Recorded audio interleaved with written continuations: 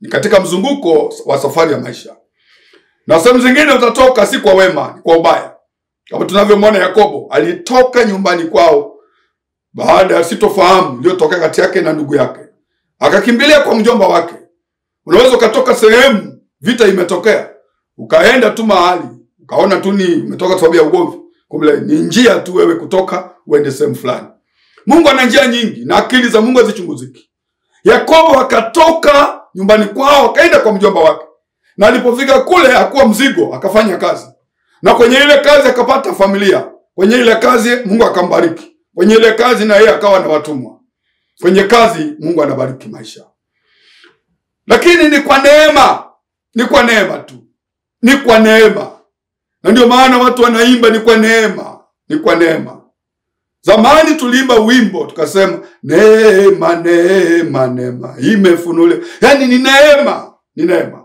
Mungu akikupa neema, maana yake ndani ya hiyo neema kuna vitu utaanza kuwezeshwa. Kuna vitu utaanza kukirimiwa. Kuna vitu utaanza kuviona vinatendeka kwenye maisha yako. Vile ambavyo vilishikiliwa na wachawi na waganga. Ziko kazi hata kama ungepambana nje ya neema, hutaweza. Hutaweza. Kwa sababu umeshikiliwa, madhabahu ya familia imekushikilia. Huwezi, utang'ang'ana mpaka mwisho. Umesoma vizuri, umeajiriwa mahali, wenzako uliowakuta wanakuwa na maendeleo, lakini wewe huoni maendeleo. Kuna madhabahu imekushikilia. Lakini ukipata neema, hii neema itakuwezesha kupata baraka za Mungu.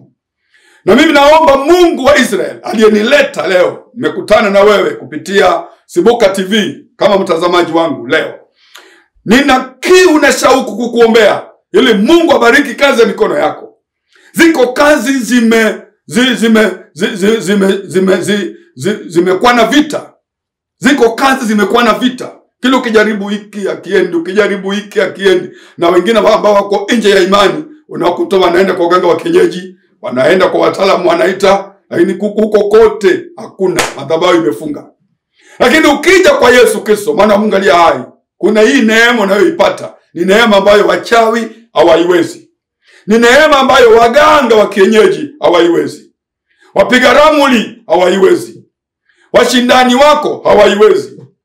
Wataalamu wasoma nyota hawaiwezi. Hii ni neema ya ajabu sana. Ni neema ya ajabu sana. Nakumbuka mtu mmoja aliokoka mahali fulani. Alikuwa amepigwa na waganga wa kienyeji na wachawi. Baadaye alipompa Yesu maisha, wakamgeuzia kibao, wakamuita yeye ndio mchawi.